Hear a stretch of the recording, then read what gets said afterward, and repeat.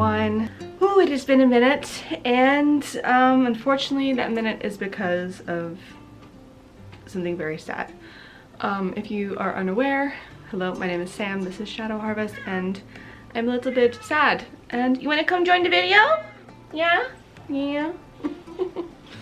Looking for some attention, and that is because unfortunately her sister Boo passed away not that long ago. My baby Boo. And that's kind of what this video is about, is some of the things that I have been doing as a little altar to her, kind of going through that mourning process, and kind of just like sharing something a little more vulnerable. So there is something about this that kind of deserves to be shown, how much I really cared about her and how much pets, especially little furry babies, are babies, and they're really important to us. They are significant parts of our lives. Boo and Amori were litter mates, even though they look nothing alike.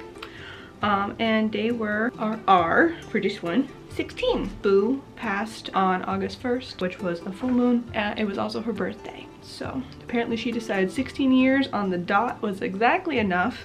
I am done now, and on to the underworld she wanted to go. She unfortunately was diagnosed with mouth cancer about a month prior, and there is not really a great prognosis for that, and she had just gotten to a point that I knew she would no longer be comfortable, and I was not going to be cruel to her. So I thankfully had the funds to have a vet come to where I live, so she passed in her home, which I think was just one of the biggest blessings. There's something about having her here. One, I think it helps to kind of know that when that passing through the veil happens, where the passing happens is of significance in my mind, and knowing that it was in her home where she felt safe and where hopefully then she wanted to come back and visit and give a little spectral hello, she's more than welcome. That was really important to me, I think. It was also very important to me, I again had the funds to get a private cremation for her. So along with a little clay paw print that I got, I also got her a little box of ashes, which will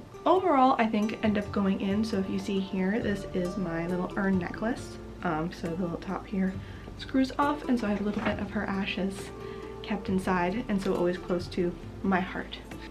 It's also very hard because while Amori is a love bug and we adore her in her motorboat purge, she's never been interested really in my witchcraft.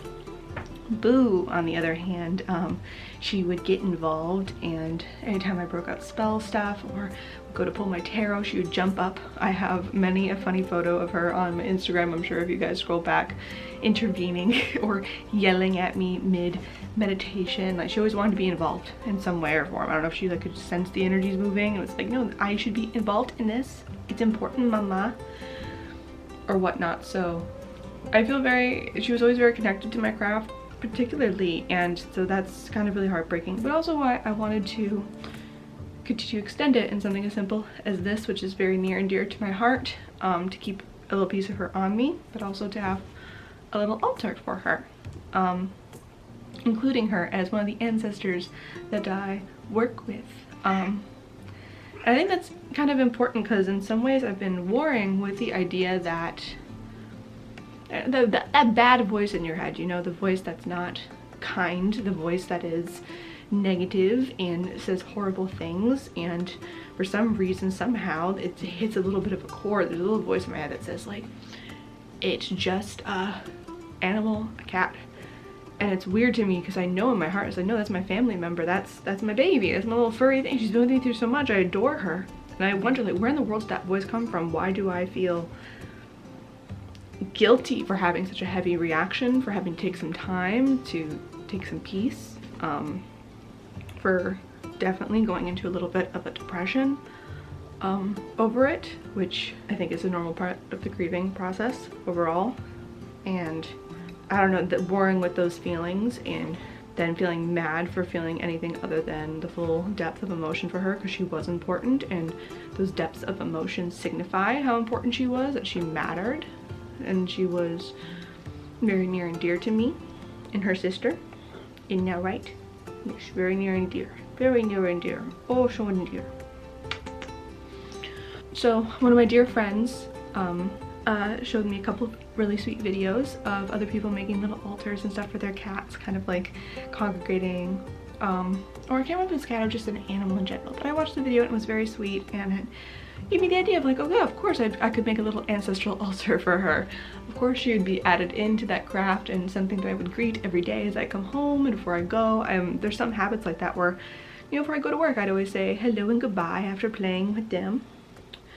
Every time I come back in the house, it's like, why stop that? Why not take a little bit of a visit and go to the altar? Why not leave her little offerings of catnip, like her sister, and put some of her favorite things on there as little rewards and treats and such to encourage a possible little visitation or such. All of that wonderfulness. So I'll show that to you guys here a little bit shortly.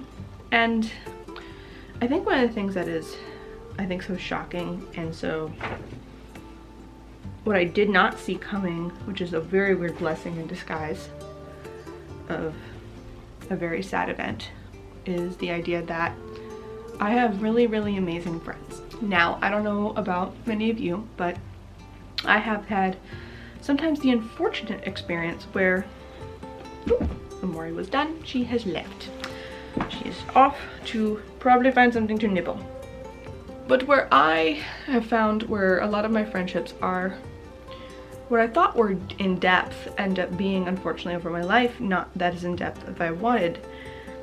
And it feels like there are many times where if someone is suddenly going through a really hard time, if I show up, I push harder, I do whatever I can to be there for them.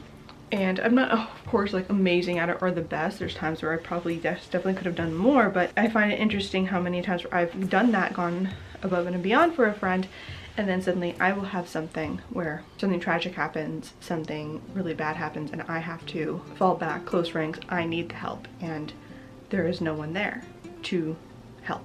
Even when I sometimes get up finally the nerve to ask for help. Which is something I'm working on. I'm not very good at it. Right when I really, really need it, that's when it's refused for maybe very valid reasons for the person. They just don't have anything to give, but it's an unfortunate pattern when you suddenly realize it every time where you really, really needed it. And with Boo's passing, I have very dear people to me who not only understood the depths of the emotion that I was feeling, and we are not going to cry. Oh, no, we did this at the end of the day, but still, no crying. Yet not only were those friends there, and when I needed help, they were very much there when I asked.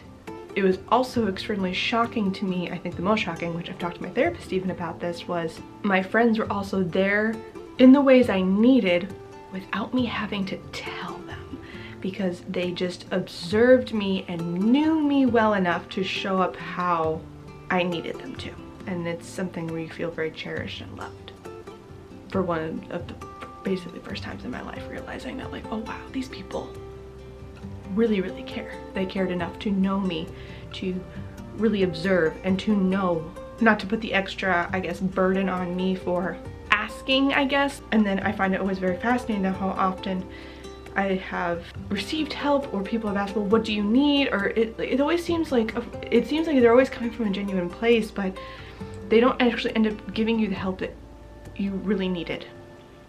Or they give you a help that they would have wanted, or they're constantly asking, well, whatever you need, whatever you need. And you're like, I don't have the mental capacity right now within my grief to even think about what I need. I don't, if you're asking me to provide you with a list, I can't, I don't know, I can't.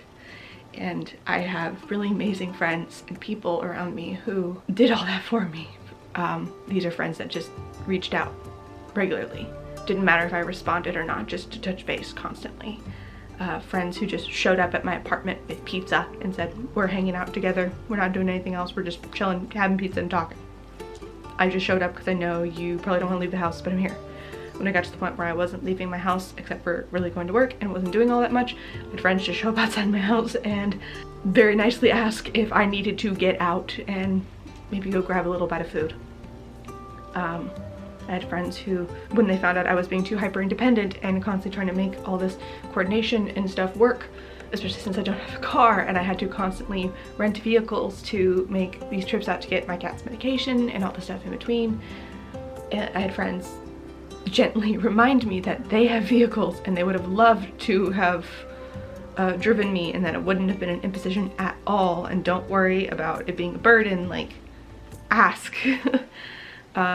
And that their car is always available to me if I need it, and wanting to talk about the spiritual significance of my cat and be there for the little ritual of making her altar and putting her ashes in my necklace, and them wanting to fully participate in it and be around for that. I don't know, that's really special.